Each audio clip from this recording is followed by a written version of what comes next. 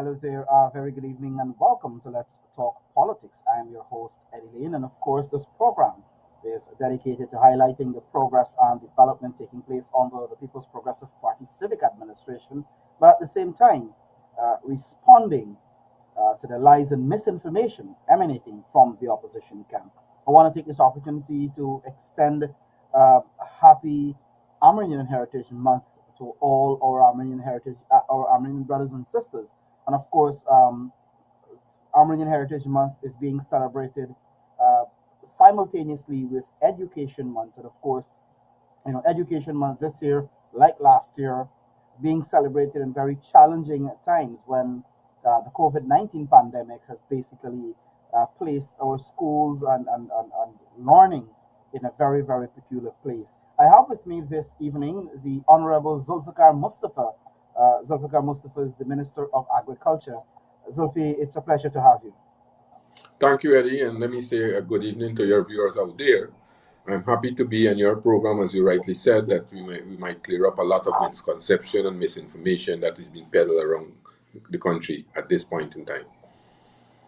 And a lot of it really surrounds the this massive program that the government would have launched, where we're trying to ensure that we provide the necessary support for farmers and for families and homes um, that were affected by the historic floods just a few months ago, where all 10 administrative regions were impacted. Region 4, to a lesser extent, the lower Region 4, that is, to a lesser extent. Um, but a massive program, billions of dollars being placed or being disbursed to farmers and householders to assist with them with getting back on their feet. Many people lost almost everything in terms of their livelihood, their livestock, their crops, and so forth. And first and foremost, Minister, I want us to probably start with how this program is progressing so far. I know a couple $1 billion already being disbursed. So, first of all, Eddie, as you rightly said, we have seen the devastation that the flood have caused around the country, especially in the agriculture sector. And I want to say first and foremost that the president himself have led from the front in terms of making assessment when the flood was on. And at that time, our immediate task was to ensure that we safeguard people's life. We get food to people. We ensure that they get drinking water, medical facility, and also to try our best to see as early as possible how the water could be received. And hundreds of pumps and excavators were deployed around the country at various regions, and the resources of government was mobilized. And I think that, as I said, that every single member of cabinet, every single member of parliament from the People's Progressive Party government, and a number of other government officials were involving from the private sector, were involved in the rescue operation in terms of assessing and helping people throughout the flood. And I think that was very commendable, because I myself, as you know for a fact, I had visited a number of regions, almost all the regions in this country with the president. I visited a number of areas, and you could see firsthand the leadership that was given by him first and foremost, and the assurance that were given by him when we visited these areas, and areas that are depressed, areas that are isolated from the city, for example, rural areas, hinterland areas, area far away from Georgetown, places like the Upper Maas, Middle Maas, places like the Deep South in Region 9 and things like that. And then during those visits, I think the assurance was given that, look, after this flood, an assessment will be done, and as long people suffer losses and their livelihood have been threatened and they have lost, we will try as much as possible to bring some relief to them. At that time, there was many doomsayers and naysayers who were saying that the government was making promises, we were just saying that we will give help. Then now, as you rightly said, the relief have been rolled out. But how we reach at this stage, So after the flood water have receded, what we done, as a matter of fact, my ministry, Ministry of Agriculture, was tasked with the responsibility, jointly with other agencies like the CDC, the Ministry of Local Government and Regional Development, and other government agencies. We were tasked and we were at the forefront to look at the affected residents across this country. And I want to make it very clear here that no politician was involved in doing this assessment. The assessment were done by technical personnel from the Ministry of, especially from the Ministry of Agriculture. So we had three agencies from the Ministry of Agriculture, and those agencies are the GLDA, the Guyana Livestock Development Authority, NARI, the National Research Institute that we have there, Extension Institute, and the GRDB, Guyana Rice Development Board. We have hundreds of extension officers across this country who would have visited a number of areas, who would have visited residents almost house by house, and checked to see their losses, checked to see how much they have lost, and based on that, an assessment was done, and a report was. That was the first report that was submitted. Then we had community organization. We had the NDCs, the RDCs, and other CDCs and other NGOs in the regions work jointly with our extension officer in going a second round to look at the first list that was compiled by these officers. And you had a number of persons from various agencies would have went and looked to verify that the first set of information that were collected by these extension officers are factual, represent the issues that they went for, and that list was submitted to the Ministry of Agriculture. And then we had other level of verification.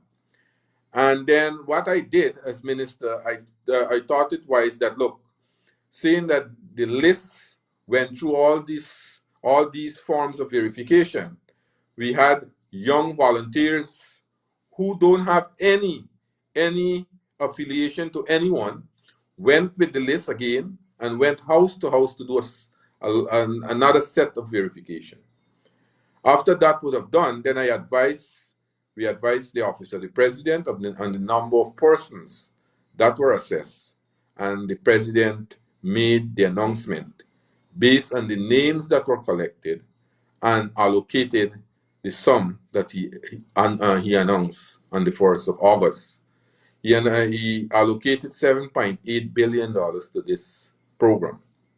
Now, the categories that he announced for, and as I indicated earlier, there were three agencies that were responsible. So those persons who would have fall in the cash crop category, the kitchen garden category, and the household category, people who lost household appliances and so, they were assessed by NARI. And we had those commercial persons, those persons who doing cash crop for commercial purposes, they will be given, or they were allocated $100,000 flat. Kitchen garden and household appliances, those who lost kitchen garden and household appliances would have received $50,000 each. Then we had the livestock sector. We had four categories of those persons. We had subsistence farmer, we had small farmers, we have medium-sized farmers, and then we had large-scale farmers. Those four categories were assessed. Those persons who would have wear small ruminants, poultry, cattle, and things like, they were assessed based on those categories, and they were assessed in those four categories. Then we had the rice sector. We had three categories of persons that were assessed there. We had those persons who did not were unable to harvest their crop.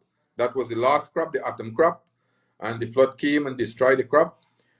Those persons, we allocated $80,000 per acre who would have lost their rice. Then you had persons who would have sowed and the crop did not germinate because of the flood. We allocated $65,000 for that category. and then those persons who would have prepared their land but never sow because the flood came, but who would have prepared the land doing the three cuts, as normally we call, three set of plowing and ramping and things like that, we allocated $45,000. So those were the categories of farmers that are receiving help or relief presently. And then we also allocated a sum to purchase seed paddy, which we will help farmers also based on the assessment that was done. And also what we have done, we allocated a sum to GLDA. They will procure genetics for livestock farmers too. So all wrong, you could see we were trying to address the issue in an all wrong perspective so that we would capture everyone who would have suffered losses. That is why the allocation was in that amount.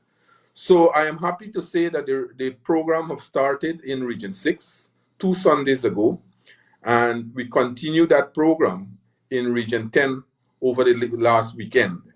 And I think that people are now, this program is bringing relief to the farmers, bringing relief to people who would have suffered losses. And you could see when you interact with these people, you could see the difference that this relief is making to, for example, those farmers who depend on it to go back to the land. And as a government, we want farmers to go back to the land as quickly as possible. We want livestock farmers to get back on their feet as soon as possible. And that is what this program is all about. And I have been seeing a lot of criticism being made, especially by the APNU AFC. But those criticism, we will deal with it later on in the program. But those criticism are baseless, are without any merits, because when we started the program in Region 6, you heard the APNU, especially people like Christopher Jones and other, they were going on television, they were going on social media saying that how we blank off places like Region 10. When we went to Region 10, you heard that one of their MPs, so irresponsible these people are. One of their MPs say only 12 persons in Region 4 received the help, whereas we didn't start Region 4 as yet. How people in Region 4 would receive help, as we didn't roll out the program in Region 4. The two regions that the program was rolled out in were in Region 6 and Region 10. The first phase, there are other people who will receive later on in Region 10 and Region 6 because there were some queries, and also there were some people whose names were misspelled. So those checks will have to be those checks, for example, in Region 6 will have to be corrected. And you had some people who didn't turn up to receive their cash in Region 10. So there will be another phase going back to Region 10 to capture these people. And then you had some queries that were done on the day itself when we had the distributions, some small amount of people, and we are verifying that. And as long as the claims is truthful, they will be given help. So every single person who suffer losses will be given help, and those were captured by public servant, honest public servant, people who wants to help and who wants to work honestly, but they are being criticized irresponsibly by the APNU AFC. So they don't care anything. They're just talking about this program. It seems to me, Eddie, that this program is hurting them a lot, because over the last 5 years when they were in government, they never find it to help the Guyanese people. They were siphoning off the money for themselves. And we can talk about it. We know who siphoned off the SLED program money. We know who siphoned off the money for to go to study. And up to now, I don't know if they study it or if they went to study or they utilized the money to do something else. Because when you listen to their when you listen to their contribution in Parliament, then you can decide if they went and study or not. Before I want to go back quickly, you talked about the assessments that were done. And importantly, maybe I should mention that not only were the assessments done locally on the flood affected communities, we had Sedema sent several teams here too that conducted some amount of assessment which supported basically or complement the local assessment that were done. And if you look at the recommendations made by Sedema, they talked about the short-term recommendations include providing support for farmers so that they can return to their fields and so forth. So it's not a Yeah, program that has been plucked out of the air. you're, you're correct. And that is so that Sidima did a lot of work too. They visited a number of areas, and those recommendations were taken on board when we implement this program. And if you go around the country, and I have testimony where people, ordinary Guyanese, even their own supporter, even their own counselor, came out and praising the government for the help that the government is giving in this period to help them to go back to the start back their activities in terms of agriculture. So these kinds of criticism that they are making, I think these criticism they can't hold any water. They are just making criticism to derail the program. But we will not take them seriously because the Guyanese people know better. They know that this government has been extending help to them from the beginning since we assumed office. And let us look at it. This is help for the flood. We started out with the $25,000 cash grant program for the cash program that we started out with. Firstly, for every household, and then it extended to every families. Then we went and reintroduced back once again the school grant, the school cash grant. And we didn't only reintroduce it, we increase it. We increased it from $10,000 to $15,000, and we increased the uniform voucher by 100% from $2,000 to $4,000. So every child that attend public school this year received $19,000. Then the president would have announced that package of $2.6 billion for the vulnerable group. Pensioner will receive a 4-month free pension. Public assistance person who receiving public assistance, they will receive $25,000. Those GPL customer who burn less than 75 kilowatt per month will receive a month free light bill. All these are investment, and all these investment are becoming disposable income in the hands of Guyanese. And this is the way you are seeing Guyanese are making progress. If you go around the country, you will see that Guyanese, today, ordinary Guyanese, their purchasing power is increasing daily because of the investment that this PPP civic government is making towards the improvement of their life. And that is only the cash, in the cash I mentioned that the government have been giving out. If you look in the agriculture sector, what we have done, we have reduced land rental and DNI charges from $15,000 to $3,500 back where it was in pre-2015. In 2017, the APNU AFC government would have increased DNI charges and land rental from $3,500 to $15,000. Today, with the reduction that we did last year in October, every farmer who is farming an acre of land is saving $11,500 annually. So if a farmer is farming 15 acres, he will save how much money there? 15 by 11,500 annually. That is only for DNI charges and land rental. We took out the VAT and agriculture machinery and all the inputs in agriculture. So people would not have to pay 14% VAT. For example, when the APNU was in government and a farmer had to buy a tractor or combine or any agriculture machinery, they had to pay with the cost 14% VAT on that. Pesticide, fertilizer, inputs like spray cans, 14% VAT. We abolished those things. We abolish it, not only in the agriculture sector, in the mining sector, in the housing sector. So you could see that people are getting more money as disposable income now. And the people are saving more money, and more money are in the people's pocket and are being circulated, and people purchasing power are increasing daily because of the programs of the government. So whilst APNU can beat themselves and beat their stomach, their own supporters are commending the government. Look, I have on record one of their councillors from Friarish. She was one of the first person to go to JC Chandy Singh school to collect her flood relief. And she go openly on camera complimenting the president and the government in extending this program to other to those persons in the region and other parts of the country. So APNU can bury their head in the sand like the ostrich and beat their stomach and say that the program is discriminatory, the program is not going well, but let it go out there. Let it go out there and people will tell them that this program is making a vast difference to their life, is improving their life, and will help them tremendously to get back and go back to their economic activities that they were involved in prior to the flooding. Importantly, Minister, and you talk about the criticism.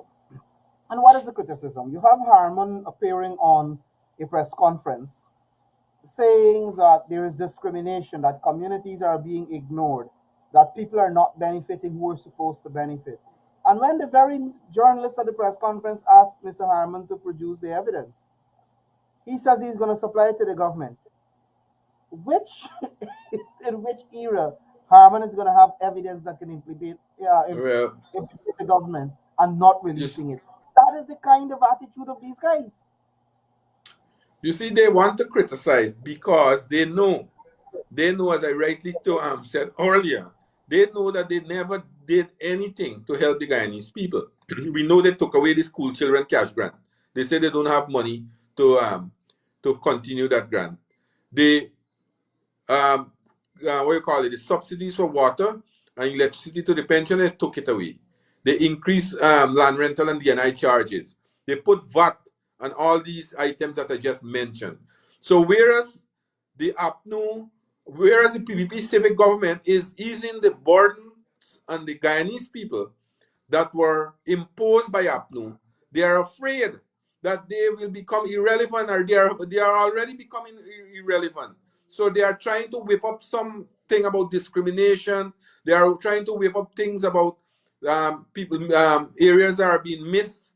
But this was not done by politicians, as I said.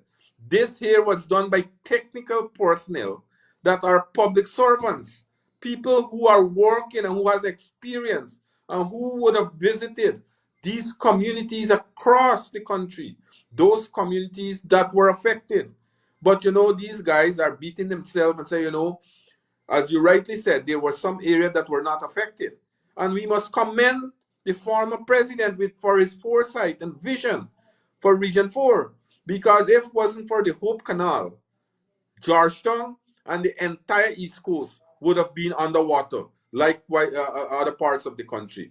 But when the Hope Canal was was in progress, you heard the opposition at that time was criticizing and saying that the Hope Canal would not make a difference, a waste of money, waste of time.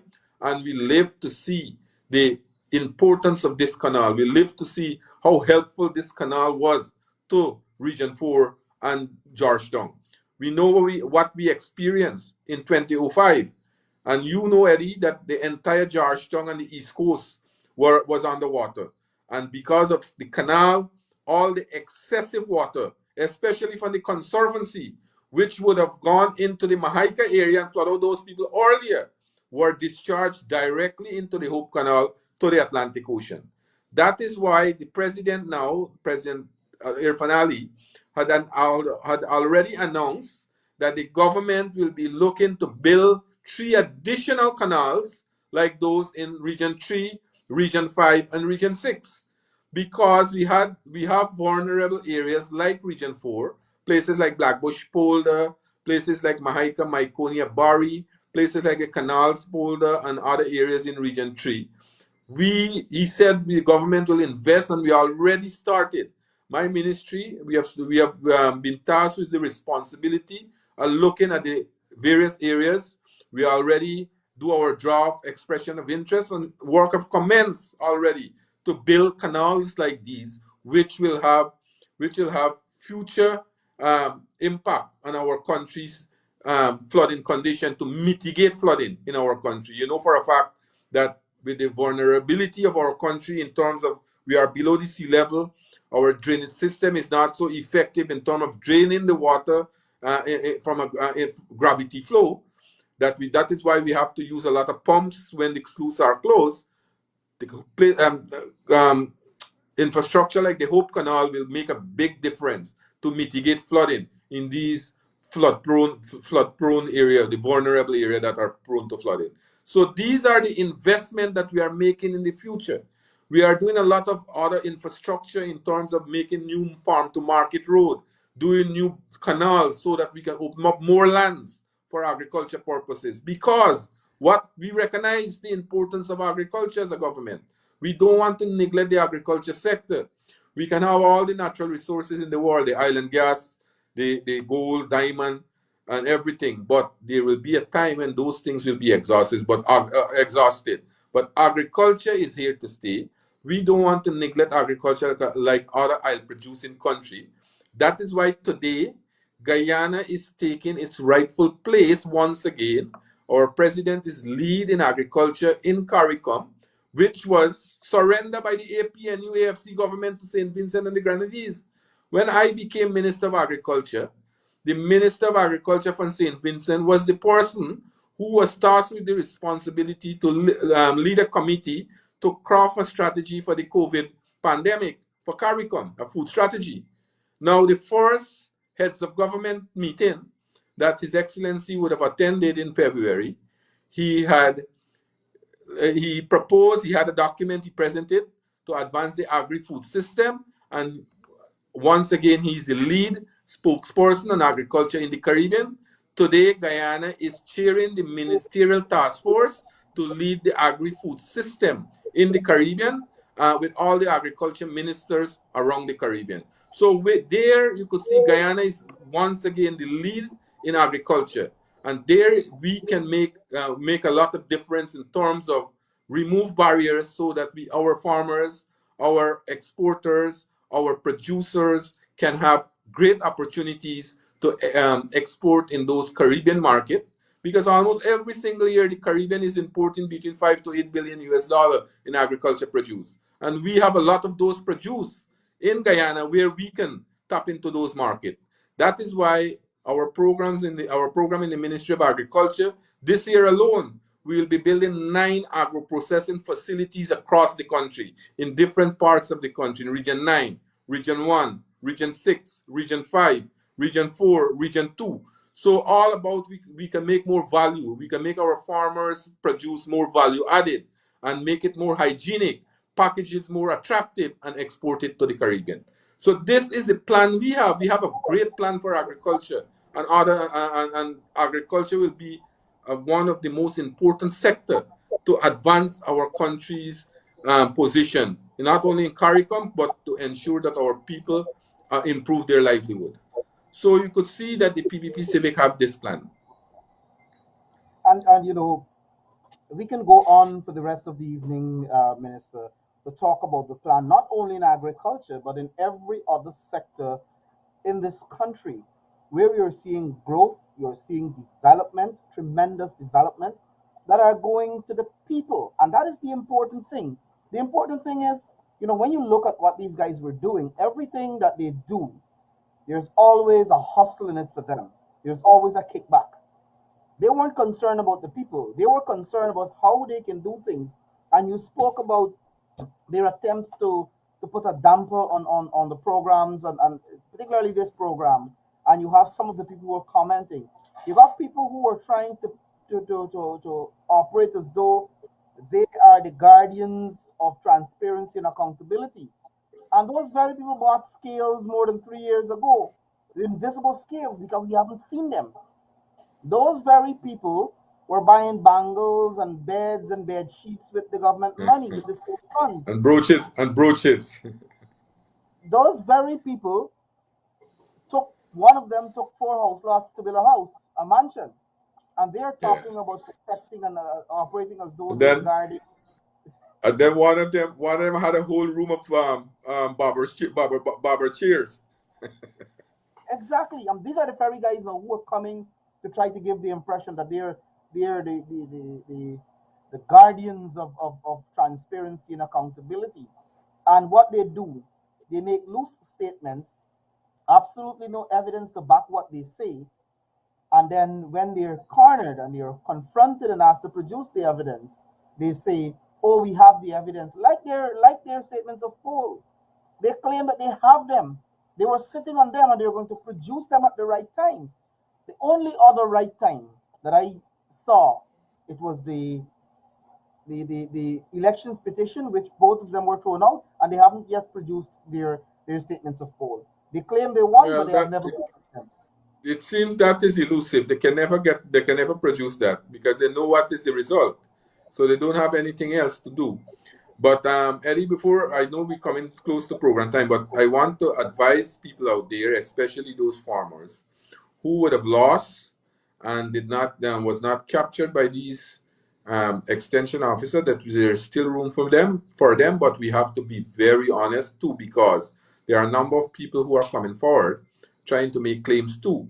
And this here, we can extend this to everybody who doesn't lost anything. This is for people who have lost and who we want them to get back as quickly as possible to the land.